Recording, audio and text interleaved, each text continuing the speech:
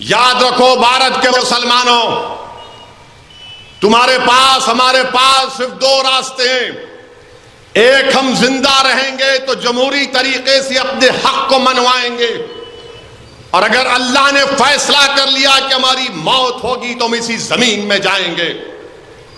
اب ہجرت کے مقدس نام پر ہم فرار کی زندگی نہیں گزاریں گے، بھارت کو کبھی نہیں چھوڑیں گے، بھارت میں ہی رہیں گے۔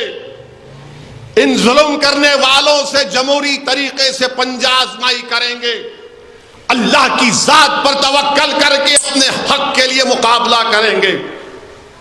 اللہ اس کا رسول ہمارے ساتھ ہیں۔ یاد رکھو مسلمانوں، مایوسی کو قریب آنے مت دو۔ ہم رسول اللہ صلی اللہ علیہ وسلم کی امت ہیں۔ حشر کا میدان ہوگا، حدیث شریف میں آیا، علماء کی موجودگی میں یہ بیان کر رہا ہوں کہ حشر کے میدان میں اللہ کے رسول صلی اللہ علیہ وسلم، حدیث شریف میں آ گئے، اسے پوچھا رسول اللہ صلی اللہ علیہ وسلم کیا ہم آپ کو حشر کے میدان میں پائیں گے؟ تو رحمت اللہ عالمین صلی اللہ علیہ وسلم نے فرمایا کہ ہاں، مجھے 3 مقامات پر پاؤ گے۔ تو صحابی رسول صلی اللہ علیہ وسلم نے عرض کیا رسول اللہ پہلی جگہ کہاں پر ہوگی؟ تو اللہ کے رسول صلی اللہ علیہ وسلم نے فرمایا میزان ہوگا جہاں میری امت کے اعمال تولے جائیں گے، میزان ہوگا اور میری امت کے اعمال تولے جائیں گے، اور اگر میرے کسی امتی کے اعمال میں کمی ہوگی تو میں اس کی کمی کو پورا کروں گا۔ بلکہ محدث حضرت عبداللہ شاہ صاحب قبلہ رحمت اللہ علیہ، محدث دکن، اپنی کتاب میلاد نامے میں حدیث شریف لکھتے ہیں کہ جب اللہ کسی کے اعمال کو میزان پر تولے گا، اس کے برائیاں اس کے نیکیوں سے زیادہ ہوں گی تو اللہ فرشتوں کو حکم دے گا کہ اس کو لے جا کر جہنم میں ڈالو۔ اللہ کے رسول صلی اللہ علیہ وسلم دوڑیں گے، ان فرشتوں سے کہیں گے کہ میرا امتی ہے، تم اس کو جہنم میں نہیں ڈال سکتے۔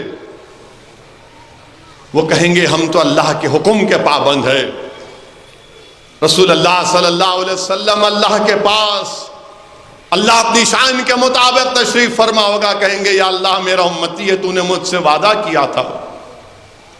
اللہ سبحانہ و تعالیٰ فرشتوں کو دوبارہ حکم دے گا پھر سے اس کے اعمال کو تولا جائے، پھر گناہ کا پلہ بھاری ہوگا۔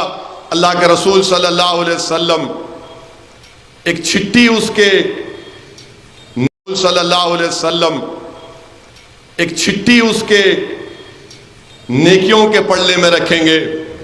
وہ کاغذ کا ٹکڑا رسول اللہ صلی اللہ علیہ وسلم جب رکھیں گے تو اس کے نیکیاں بڑھ جائیں گے۔ وہ شخص اتنا خوش ہوگا پکار کر کہے گا کہ آپ کون ہیں؟ آپ کون ہیں؟ کیسے برے وقت میں آپ نے مجھے بچا لیا جہنم سے، آپ کون ہیں؟ شاید وسد الدین اویسی ہوگا۔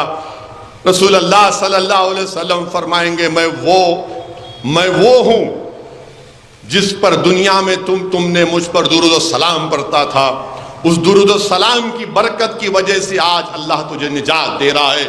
وہ چھٹی کیا ہے وہ پوچھے گا تو رحمت اللہ عالمین صلی اللہ علیہ وسلم فرمائیں گے وہ درود ہے جو تم مجھ پر دنیا میں بھیجتا تھا۔ پھر صحابی پوچھیں گے یا رسول اللہ دوسری جگہ کون سی ہوگی؟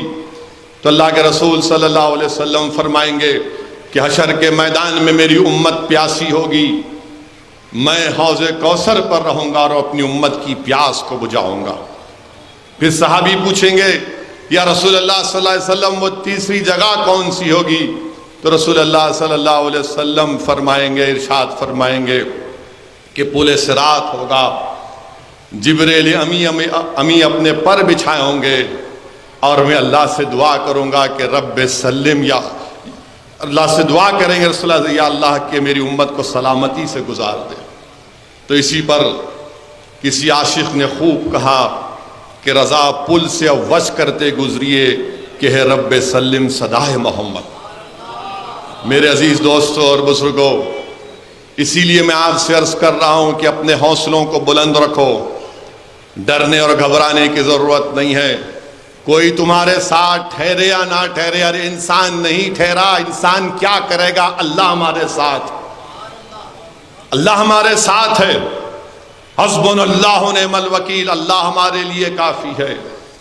انسان ٹھہر کر بھی کیا کر سکتا ہے؟ اگر میرے مقدر میں لکھا جا چکا ہے تو اللہ پر کامل یقین رکھنا، اللہ اس کا رسول صلی اللہ علیہ وسلم ہمارے ساتھ۔ یہ سرزمین اولیاء اللہ کے آستانوں سے بھری پڑی ہے، اور ہر سلسلہ آپ کو کہتا ہے کہ فنا فی اللہ، فنا فی الرسول، فنا فی الشیخ۔ میرے عزیز دوستوں اور بزرگوں، ہم دین کو مضبوطی سے تھام لیں، دین پر چلیں،